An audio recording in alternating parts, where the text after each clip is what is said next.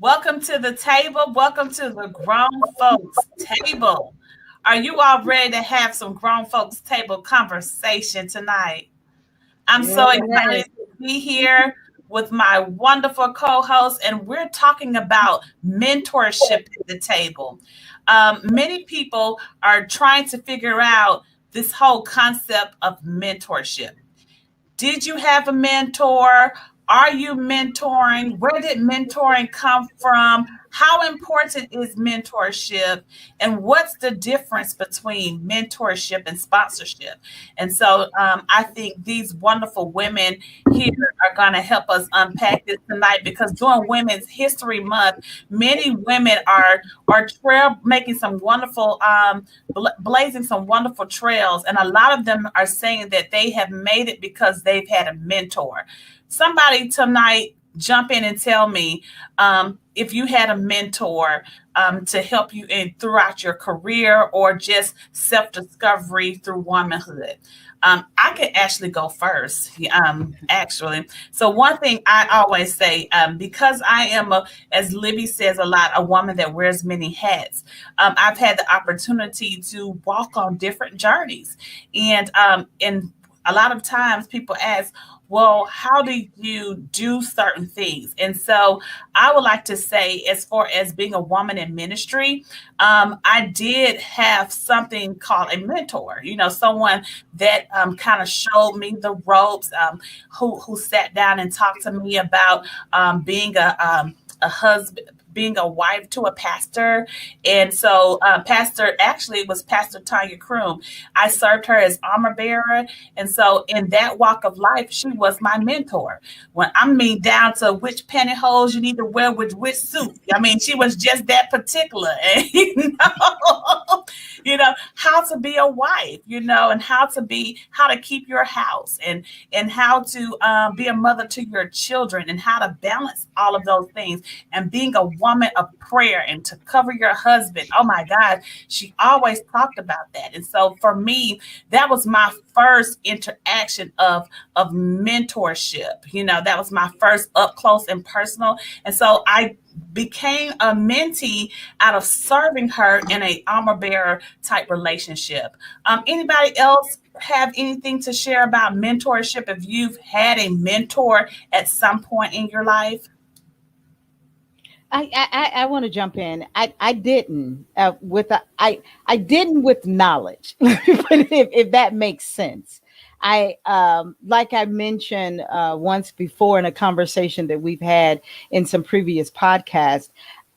There was a woman that I gravitated to in my career that once mentorship became a popular thing, then I was like, okay, Miss Mays was my mentor because she did tell me the ins and outs of the business and how to maneuver my way in it so I can stay in it. So she was a mentor to me later on after I understood that this was something that was needed in my career. But I honestly have to say, outside of my parents and, my mom saying, did what you gonna do and you gonna do it. I didn't have a direct influence like that. And I wanted to ask the question. So when did it become a big thing? It's a great thing. Don't get me wrong. But when did it become a big thing? And I was like, how did I miss that? I think it has a lot to do with relationship building amongst women. In the African American community, I noticed that it was more predominantly in other cultures and other communities. They had a mentor to help them in different aspects. But I noticed within us because women had it's a long journey before because they didn't receive it. You said you didn't receive a mentor.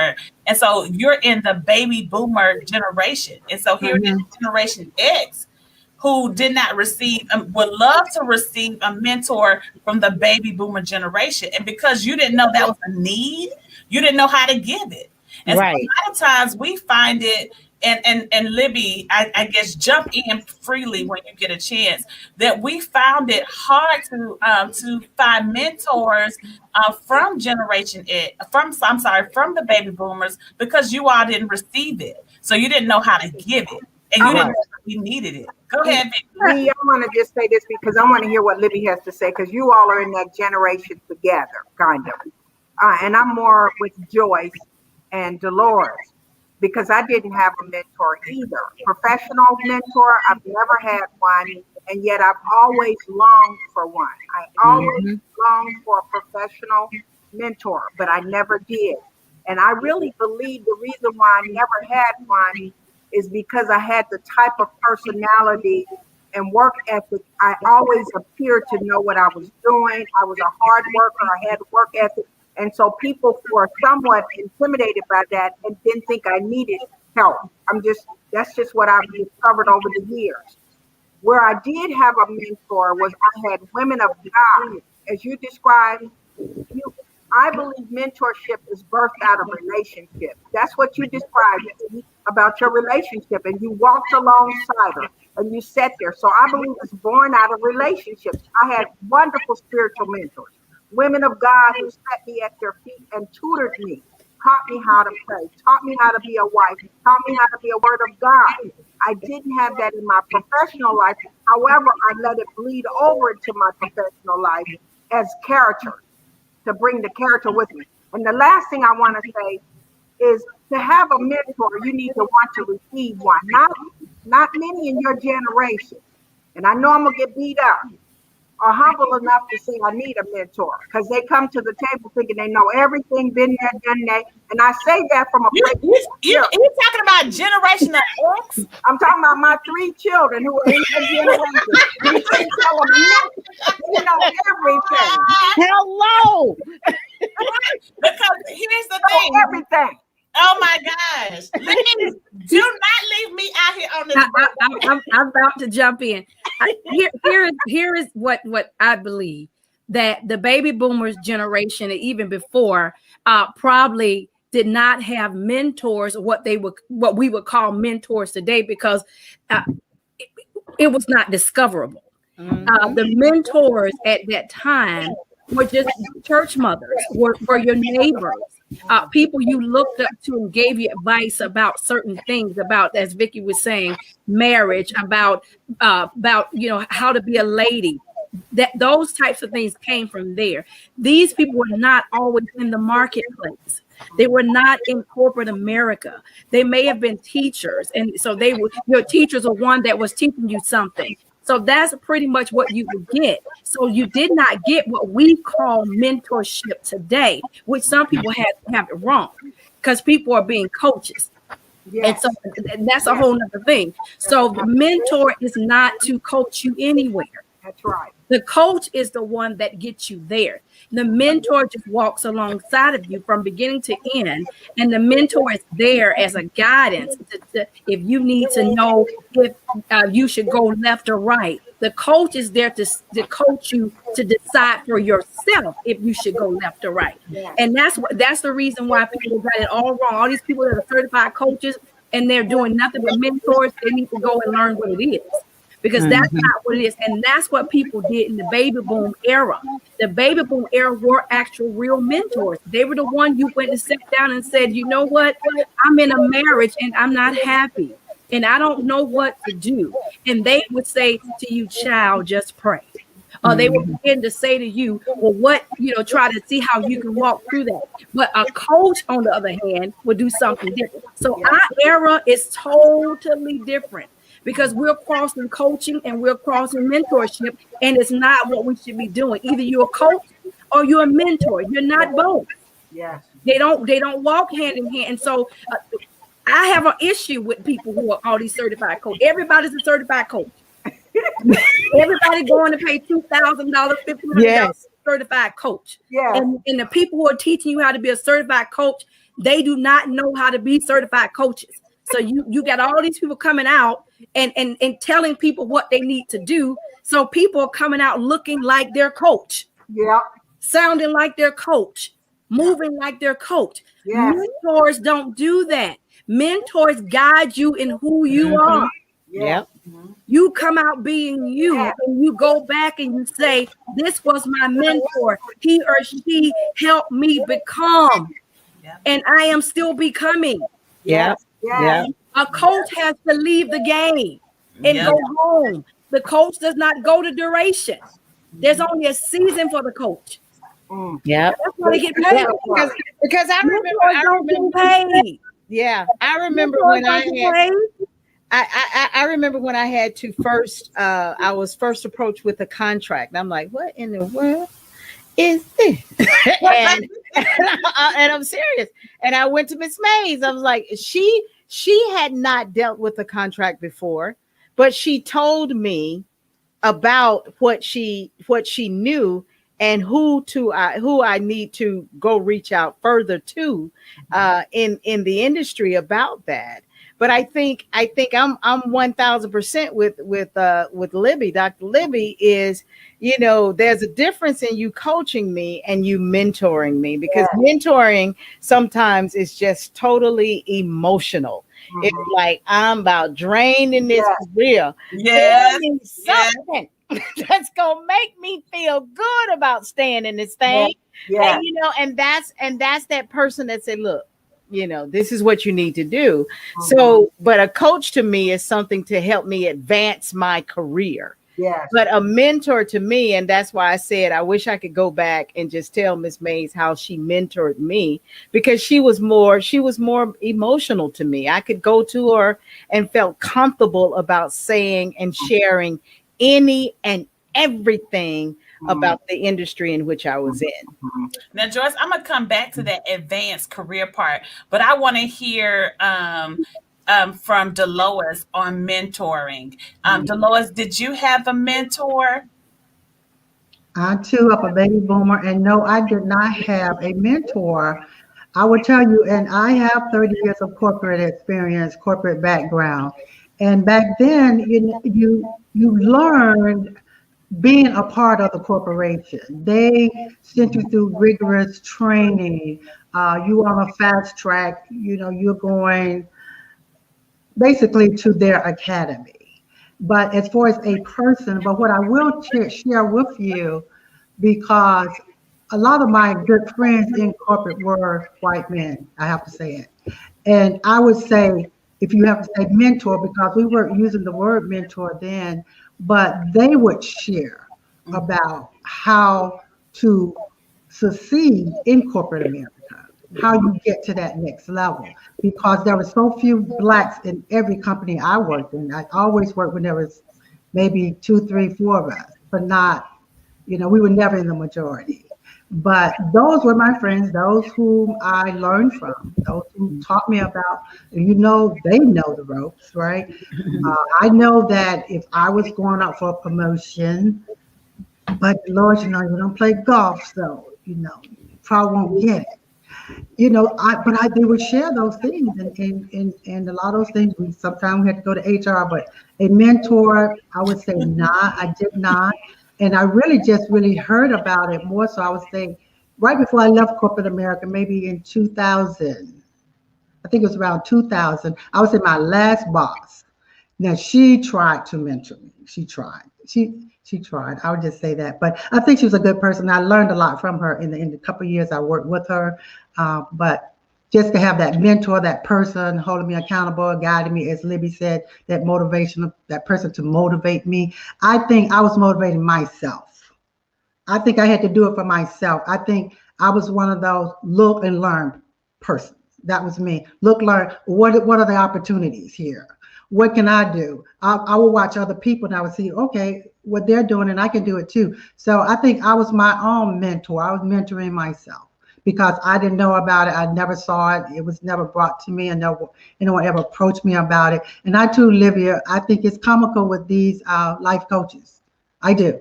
And a lot of them are the people who have been laid off for years, trying to find, and I'm not talking about anybody, but I know, of course, so many of these certified coaches. I can't even, don't get me on. I wish I would pay a dime.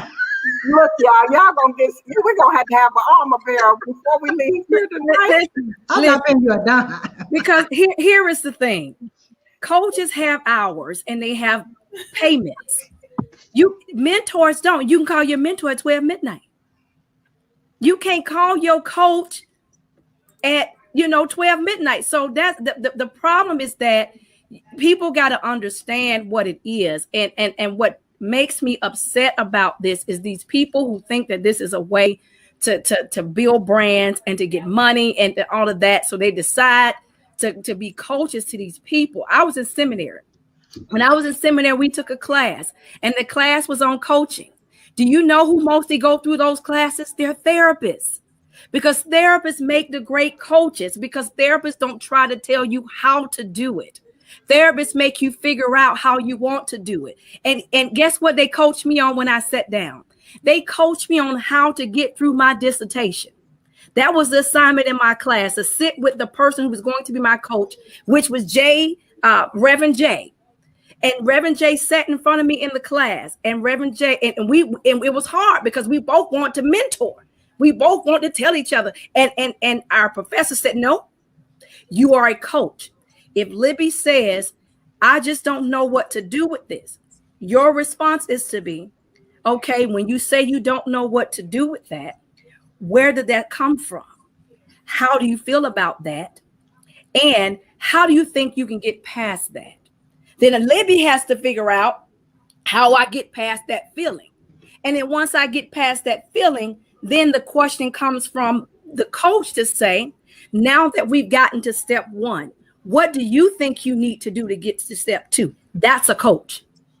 A coach is not go home and do 5 things and come back and tell me. That's not a coach. That's a mentor.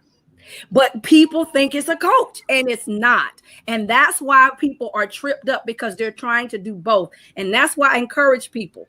All these online people that say that they can give you a certification for a coach, that's when you should say, wait a minute, this don't make no sense. If they just throwing out coach certification for $2,000 on the online thing and they don't have any education behind that, why are you sitting under them? Makes no sense. So if you really want to be a true coach, go audit a seminary coaching class. If you really want to do it, go audit a pastoral care class. That's how you will learn to be a coach, not through these online things. Why do you think corporate America don't have coaches? Now they have networking, and they ask the people when they come in, they ask you to get a mentor, not a coach. Mm-hmm. Because the person's not getting paid. So we just have to be careful with that, and ask people who are mentees, and I'm going to be quiet, persons who are mentees. Don't be so thirsty for somebody to tell you how to walk your life that you pick any and everybody, and all you end up doing is being the better part of them or the worst part of them. A lot of these people who are mentoring folk or call themselves coaching folks, these folk just want control over other people. They want to be able to manipulate people. They want folk to look like them and be like them. And I'm going on mute because I have a child in the background. Well, another thing that I want to bring up is sponsorship. So these are the 2 different things a lot of times that people that are looking for mentorship sometimes are looking for in their career, are really looking for sponsorship. And so that means a person that is advocating for you and opening up doors for you, and maybe even at a table brings up your name to make space for you. So you have sponsorship and you have mentorship. And sometimes people come in a mentorship relationship wanting really a sponsorship. And you see that mostly happening in a career aspect. And so I know in my particular generation, we were looking for people to make room and make space for us. We were looking for persons to sponsor us, and we didn't really find that. And a lot of times it became frustrating to say, well, in other communities, they all have sponsorships. They have people that sponsor them to say, hey, this is so and so. She is excellent at so and so. I think you should consider so and so. It wasn't until later on when I became a expert networker that I began to expand my network and found women that believed in the ideology of sponsorship. I want to weigh in on that. Yes, Vicki, what were you saying? I do. And first I'll say this, sponsorship is a new fancy term for our generation. I'm thinking, Joyce, give me a thumbs up. And Lois, give me a thumbs up. You know, the sponsorship, you know. But we get buzzwords of the century. You know, you do. You get buzzwords. Education is full of buzzwords. Yes. And so, I like the concept behind it. Mm-hmm. But I think that oftentimes I'm a relationship person. I'm a relational person. I'm not a transactional person. Mm-hmm. So I can't sponsor what I don't know. Mm-hmm. And so the more you spend time with me to help me to get to know who you are, because after all, I'm putting my capital on you. I'm putting my capital on you. And I don't mind that. But, you know, there's so many people in this arena I'm in, they only affiliate with me because of the political capital. And that's detestable to me. I struggle with that. I mean, I could be like Libby, you know, it's like, I want to, you know, like, I don't need that. I don't need flattery around me. I just like real. That's why I enjoy what we do. Like Joyce saying, just some real people where you can be real. I don't want anything. I want you to be the fullness of who you are, because it makes me better. It's like that iron, it sharpens iron. And so I think the sponsorship is interesting, but I think it comes with a price. And that price is we must spend time together so you can get to know what you're sponsoring. Because I don't want it to come back on me and they say, well, you know, Vicki Turner said such and such. No. And so that's why even with my own children, I tried to make sure I raised them right so that when they left this house, they didn't bring embarrassment or shame upon the family, right? So now I don't know if they're doing it right or not, but it ain't got back home to us yet. But I just say, I think that's an interesting concept and I'm not opposed to it, but I think relationships are critical to that. Well, go ahead, because I got something to ask Dolores. Go ahead, because it's all new to me too, sponsorship and being in an industry for as long as I have been, 37 years in this industry.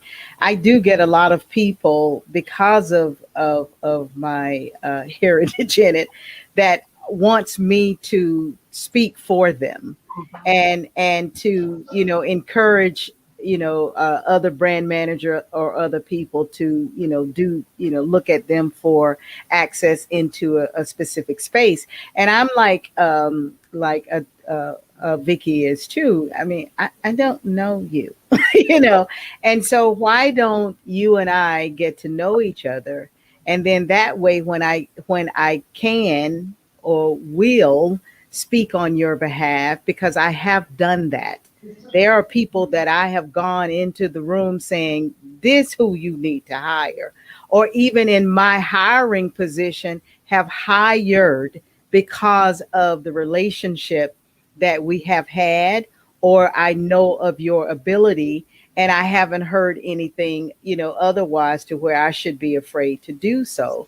So I think with us, this baby boomer, you know, it's a little bit difficult sometimes for us to just jump into wanting to do for a particular person based on you just connecting with me at a networking event, or because we're in the same industry, or because I think it's something for me to, I need to know who you are. And before I put my stamp of approval on you and go into the room, stand on the table for your behalf. I mean, I had to do it with my position in even bringing a woman on to my daily programming. I had to go in there saying, this is what I want, and this is the person I want to do it, and explain why, because I have had the relationship with her. So with us baby boomers, I mean, sponsorship is one thing and I'm cool with it, but I'm gonna have to know you first. Well, Delois, you've worked with 100 Black women, and you've worked with a lot of women. Tell me, what is your perception of the sponsorship piece? I think it's an excellent piece. And when speaking, as we talk about the 100 Black women, because we do have so many young women coming in, and we even have some millennials, which I had an opportunity to induct 6 millennials. When you think of the 100 Black women, it's an organization that majority is accomplished women, I would say over 55, 65. So you don't see a great number of millennials being even attracted to the 100 Black women, but we're seeing more and more of that right now. But when you get those millennials or the X, you need a sponsor to help them, to guide them through, because 100 is a very structural organization. And if they're not accustomed to that, because you get that when you definitely in corporate America, you get that environment because corporate is very structural. And 100 is very similar to corporate America. So I think it's important for them to have that to succeed in an organization like 100 Black women. You can't just come in and look and see, as I was saying earlier, I'm gonna look and learn. It's more than that. You definitely need a sponsor. And a lot of times in this organization, you have to be sponsored in, and which means you have had conversation. People have to get to know you because we hold you accountable because of this person that we let into the organization based on you vouching for her. But I think it's very, very important that you have that, especially in an organization like 100. Yes. I think it's a key component that is missing for women, especially women of color, to advance, whether it's in their personal goals or their careers or whatever their aspirations is. And so we have to get to a space where like relationship building is a huge part. It's a huge key component to actually wanting to sponsor. I have mentored at least 30, 40 young ladies that are now adult women. And so I started a mentoring program in a high school. And so now it's been 10 years. And so those young ladies are still there. I found that after they graduated from college, I thought, oh, Jesus, I got them through college. After I got them through college, they needed even another layer of mentorship. And that's where the sponsorship came in, where I had to then begin to say, okay, I know this young lady, I can attest for her. I can say this person can do this particular work. You should hire this person. This person's of this character. I need you to make way for this person. All this person need, because a lot of times as women, we just need opportunities. And see, for men, you can just look like you have potential and somebody give you a job and give you opportunity. Well, women, we're so harsh. We're so critical, and we make it challenging for ourselves sometimes to navigate to certain spaces because you came through it a certain kind of way. And because you came through it a certain kind of way, then you got to get yours the way I got mine. And it's very unfortunate. No, you're in the seat because you're in the seat. And just because you're in the seat, I shouldn't have to come the same way you came. You came that way so it could be easier for me to come, And I think we miss out on those opportunities with the next generation. And so that's one of the reasons why I make sure that I have my hand on some millennial at some space, because I want them to know that they have a space at the table. And just because I had a hard time getting at the table doesn't mean I have to make it hard and challenging for them. But I think This one's hot. I think this one's hot. I think you have to go back to something very key, please, very key that you said. You developed a relationship and you mentored them through. You started at a certain point. Of course, you know them. That's relational. And then they get through college. You don't right. You can put the stamp of approval on them, and you should by now. You also should probably say, "Don't hire her." It is a few. It is one. I can't get right. It is one. But that's what's critical, and I do commend you putting your hand in your lives at an early stage and walking them through, as Libby said, that's mentorship. You walk them through various stages of their life, and now they're blooming into womanhood, and you're there to guide even their career. That's a wonderful thing, but it started with a relationship.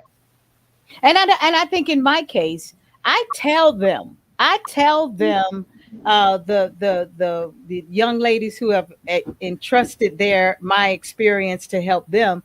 I tell them the differences, not as a threat, but as this is what you have now. Like doing radio 37 years ago and doing radio today is so vastly different. The only common ground here is that we're talking on a microphone. That's the only common ground. But what we had to endure and what you all are doing is so different. And I tell them, you all are in a better place. You all are in a better place to move even quicker, because the only thing I had to rely on was the radio. But now you all have social media, you have Instagram, Twitter, and 15 other things is out there, Clubhouse, everything that you got going on now that we didn't even have. But I got to still go back to what Vicki has said, is that it's still based on the relationship.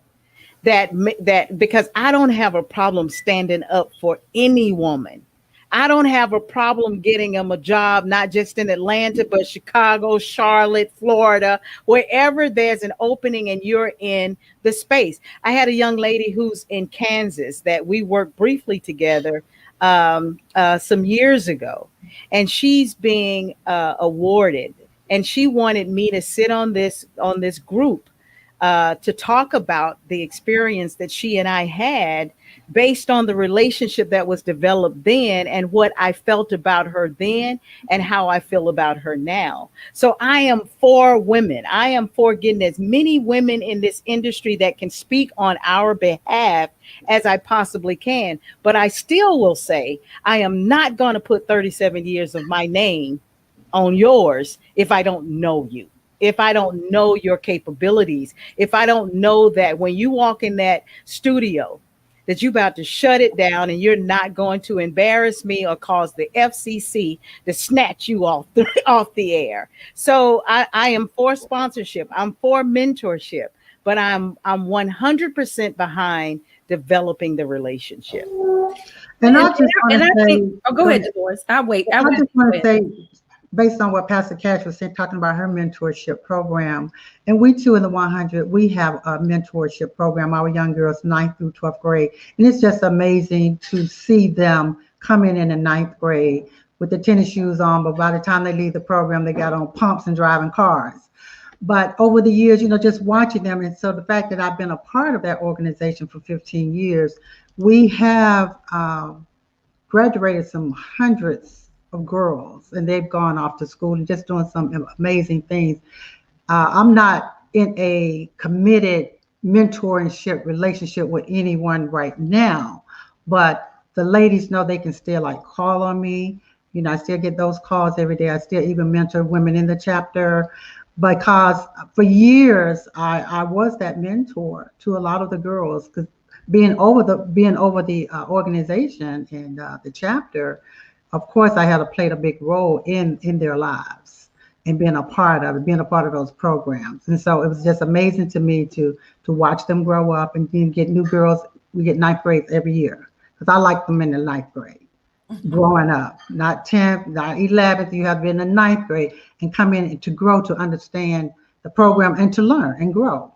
And I think it's just amazing. I love watching that, and still will be a mentor, and I guess in some way, but not in a committed, where you're committed, well, because we have to sign a contract, a committed relationship. Yeah, because we're just that serious and we're just that structure, that's how we have to do it. But I didn't want to be committed and locked down, because I have grandchildren that I'm their mentor now, and just trying to pace myself. But I'm just applauding the years I was able to do that, for many years for young girls, and just still being in contact with them. And we bring them back to be a part of our programs, which is wonderful. Just to watch and knowing that you had a part in it. So for me, I too thank you, Pastor Cash, because you've done some wonderful things with your program too. Yeah, I think when you talk about the sponsorships, it is relative in certain spaces, and I think that's it. You know, language is everything to me, and using sponsorship in certain spaces just doesn't work. It sounds very cold. It sounds unconnected, and it doesn't sound relational. So but you may in certain spaces have to use the word mentee. This is my mentee, because then people feel like, oh, you know this person, you walk with this person. But when you just have to know what space to use that term with. Say for instance, in the AME, I'm an AME minister. So in the AME arena, we wouldn't say sponsor. It would never be something that we would say. But we would say, this is person I've been mentoring. This person is my mentee, or this is my father in ministry, my daughter in ministry, that kind of thing, because it shows relational and it shows that I can vouch for you 110%, and that I raised you. It says I raised you, and that when I send you out to do whatever it is, that you're going to do certain kind of work at certain kind of caliber, because I raised you. Sponsor doesn't say that in certain settings. That just says I'm networking to get my person in. And so, but it works in certain places, in organizations, in corporate America, to be able to sponsor someone into a certain space, or to get to a certain table. That absolutely, that language works. So I think we have to know when to use that language and when to not use that language. And I think for us, we got to define what that is and what that looks like, because here's the thing, it doesn't look the same for everybody. So a lot of times we may be offended because we don't feel like people are doing it, but these people don't recognize the term. And that term is not relevant to them. And so we got to know how to dance the dance in Rome and know how to dance the dance in Paris. They just don't dance the same.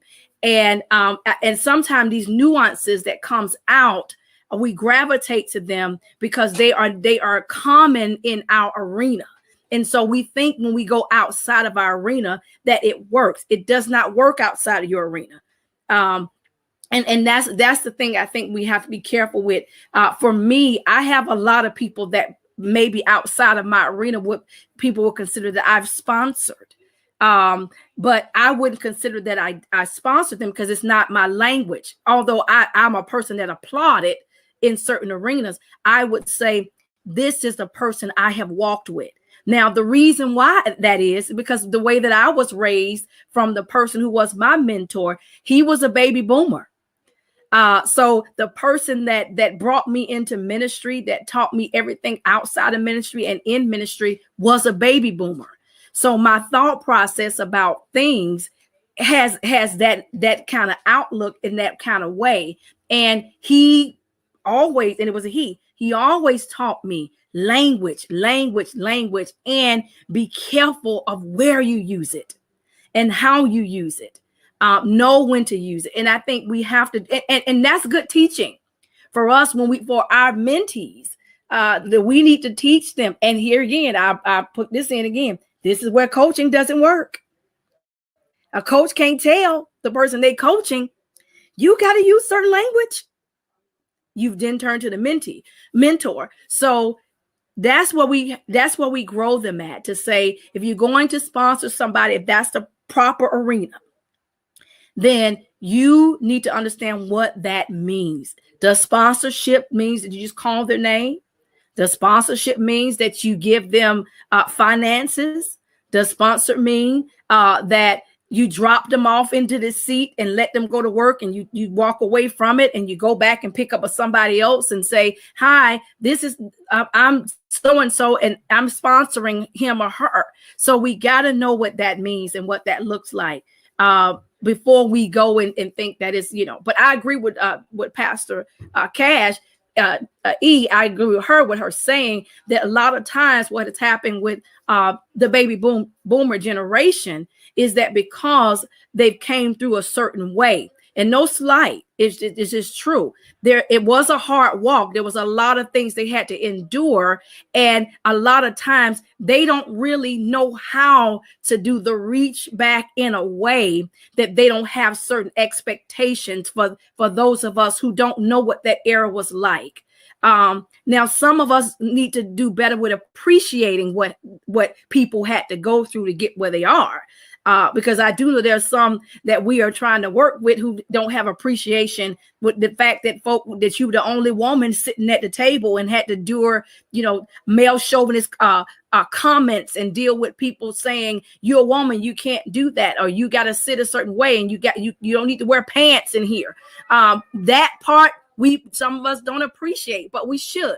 But we also have to look at both sides of that some of the baby boomers are like, you didn't get it like I got it, so you got to go through it the way I went through it. And that's not right either. We have to say, listen, this is how it was for me. It was not easy. It was hard. It was difficult. It was challenging. Like Joy said, you don't have this issue.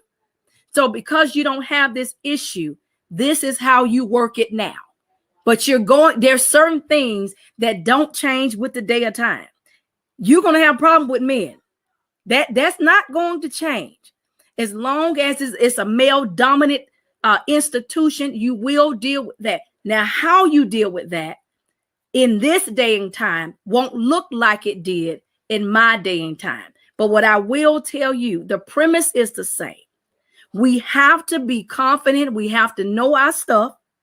We can't sit down there as women and don't know our stuff and then get mad when the men don't want to put another woman there because you sat there and ruined it for all the folk behind you. And I think that's important. That's important because that's what happened. We get it. This generation has gotten things so easy and microwavable that a lot of times they mess it up, and nobody wants to put another one of us back in there, because we did not shepherd it well. And that's what's important too, that we need to shepherd it well, knowing the sacrifice of those who were in that chair before us, and to show that appreciation for that, whether we're doing it through our organizations or we're doing it outside of our organizations.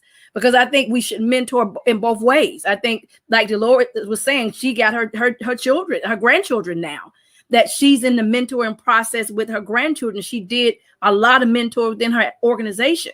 It goes both ways. And we have to remember that, or sponsoring, whichever way you want to coin it, we got to be careful with it.